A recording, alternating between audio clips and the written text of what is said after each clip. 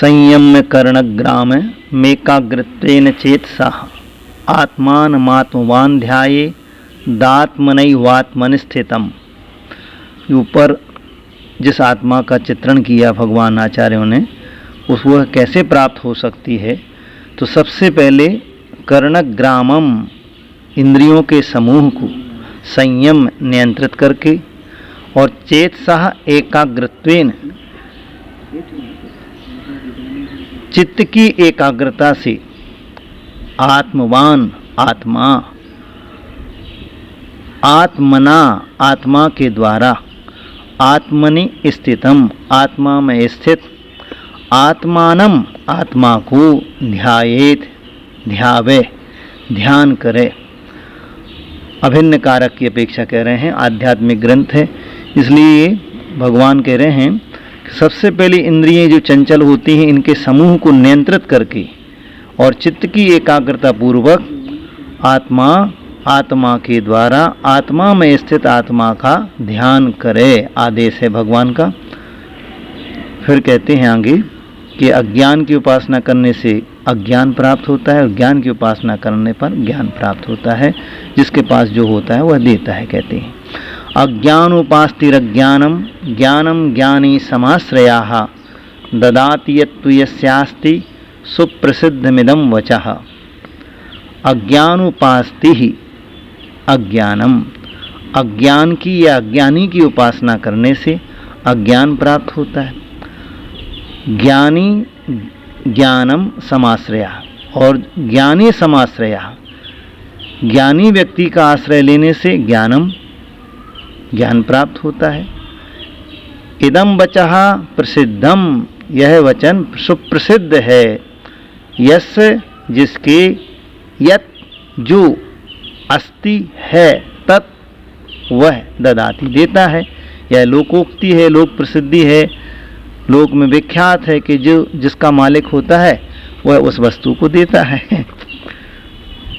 अब आगे वह आत्मा कैसे प्राप्त हो। परिसाद विज्ञानादाश्रवस्य निरोधनी जायते ध्यात्म योगेन कर्मणा मासु निर्जरा। महायोगी, महात्मा, साधक, महापुरुष, साधु संत, आचार्य उपाध्याय साधु ये कर्मों की निर्जरा करते हैं। तो कैसे होती उनकी निर्जरा? अध्यात्म योगेन, आत्मा के योग से। योग से मतलब आपका उपयोग, आपका योग, मन वचन काय सब आत्मा में केंद्रित हो जाता है जब योगी के द्वारा कर्मणाम कर्मों का आसु शीघ्र ही निर्जरा, निर्जरपना मतलब जर्जर हो जाना, नष्ट हो जाना, जायते हो जाता है। और कैसा होता है वह? आश्रवस्य निरोधनी, आश्रव को रोकते हुए होता है, अर्थात संवर सहित कर्मों की निर्जरा होती है। कब होती है? परिसाद्य विज्ञानात्, परिसह आदि साधु संतों के आते ही रहते हैं निरंतर, उन सब का विज्ञान न होने से, उन संबंधी उपयोग वहाँ न जाने से और अध्यात्म में योग लग जाने से महामुनि राजों के कर्मों की निर्जरा बहुत जल्दी हो जाती है, संवर सहित निर्जरा हो जाती है। अब कर्ता कर्म संबंध दो बातों में होता है, दो वस्तुओं में होता है, लेकिन यहाँ अध्यात्म ग्रंथ है इसलिए यहाँ अभिन्न कारक की बात कर रहे हैं, अभिन्न षटकारक और भिन्न षटकारक। अभिन्न कारक कौन है वो बताते हैं। कटस्य कर्ताहमिति संबंधम स्याद्वयोर्द्वयोः ध्यानम ध्येयम यदात्मैव संबंधा कीदृशस्तदा। अहम, मैं, कटस्य कर्ता, मैं चटाई का निर्मापक हूँ, निर्माण करने वाला हूँ, बनाने वाला हूँ, बुनने वाला हूँ। इति संबंधा, ऐसा संबंध द्वयोर्द्वयोः, दो दो वस्तुओं में होता है। यदा, जब, आत्मा एव, आत्मा ही, ध्यानम, ध्यान हो, आत्मा ही ध्येयम, ध्येय हो, अर्थात जिसका ध्यान किया जा रहा है और जो ध्याया जा रहा है, ध्यान की पद्धति,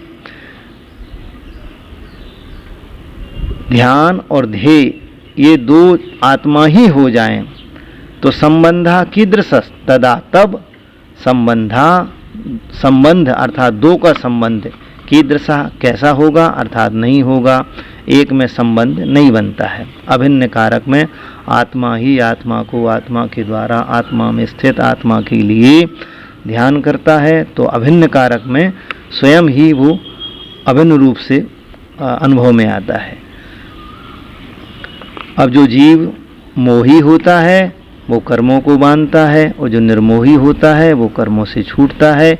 इसलिए योगी महात्मा पूरे प्रयास के द्वारा पूरे योग उपयोग को केंद्रित करके मन वचन काय की एकाग्रता पूर्वक उस निर्मम भाव को, उस एकत्व भाव को, उस अपने अविचल स्वरूप को ध्याते हैं। बद्धते मुच्यते जीवः सममो निर्ममः क्रमात् तस्मात् सर्वप्रयत्नेन निर्ममत्वं विचिन्तयेत्।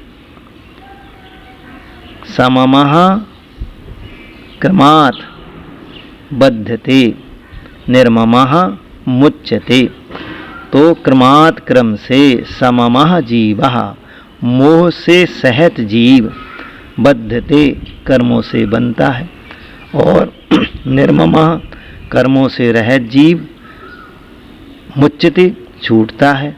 तस्मात् इसलिए सर्व प्रयत्नेन पूर्ण प्रयास के द्वारा निर्मम पने का, निर्ममत्वम मोह से रहित अवस्था का, अर्थात आत्मीय अनात्मीत आत्मीय मनात्मीय भावसु, मतलब जो हमारे हैं अनात्मी जो हमसे बिल्कुल भिन्न हैं, और आत्मी जो हम हैं लेकिन उसमें हम एकाग्र होकर के विचार करें तो जो हमारा स्वरूप नहीं है, तात्कालिक रूप है, उसमें मम अहम इति जागृति, ये मैं हूँ, ये मेरा है, पर वस्तु में मेरापना और अपने में अभिन्न वस्तुओं में मैंपना, ऐसी बुद्धि जिसकी जागृत होती है वह व्यक्ति निर्ममपने को प्राप्त नहीं होता है।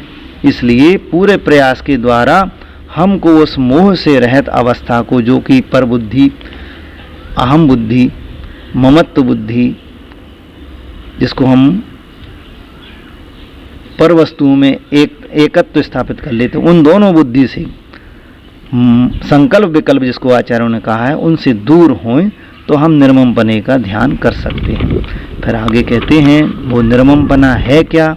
एको हम निर्ममः शुद्धो ज्ञानी योगींद्र गोचराः वाहया संयोगजा भावा मत्तः सर्वेपि सर्वथा। एकः अहम, मैं एक हूँ, निर्ममः मोह से रहित हूँ, अर्थात एकत्व ममत्व बुद्धि हमें नहीं है। शुद्धा, मैं द्रव्य कर्म भाव कर्म नो कर्म से रहित हूँ, ज्ञानी मात्र ज्ञान स्वरूप हूँ, योगींद्र गोचराः, योगियों के द्वारा अनुभव में आने वाली आत्मा स्वरूप हूँ मैं, अर्थात जिनको योगी लोग अनुभव करते हैं वह स्वरूप वाला मैं हूँ। अर्थात ये आत्मा महात्मा योगियों को पूर्ण रूप से भाषित होती है। और संयोगजा भावा, संयोग से उत्पन्न होने वाले ममता, मोह, मान, मत्सर्य, ये सारे विकारी भाव हैं जो हमारे ही द्वारा हम में ही पैदा हुए हैं। वो सर्वे सवे सभी अपि भी सर्वथा हमेशा मत्ता मुझसे वाहया बाहर हैं, अर्थात मेरे स्वरूपात्मक नहीं हैं। अब ये जीव दुखों का पात्र कैसे होता है। दुख संदोह भागित्वम संयोगादिह देहिनाम त्यजाम मेनम ततः सर्वम मनोवाक्काय कर्म भी। देहिनाम संसारी प्राणियों के संयोगात संयोगों से इस लोक में दुख संदोह भागित्वम असहनीय दुख का भागीपना, दुखों का समूह का भागीपना देखा जाता है। अर्थात संसारी जीव दुखी होते हैं तो संयोगात्य, अर्थात जो कर्म के उदय से हमें आत्मा में पैदा हुआ है वो भाव के कारण वो जीव दुखी होते हैं। वो मान, मत्सर, ईर्षा, असूया, डाह, असंतोष,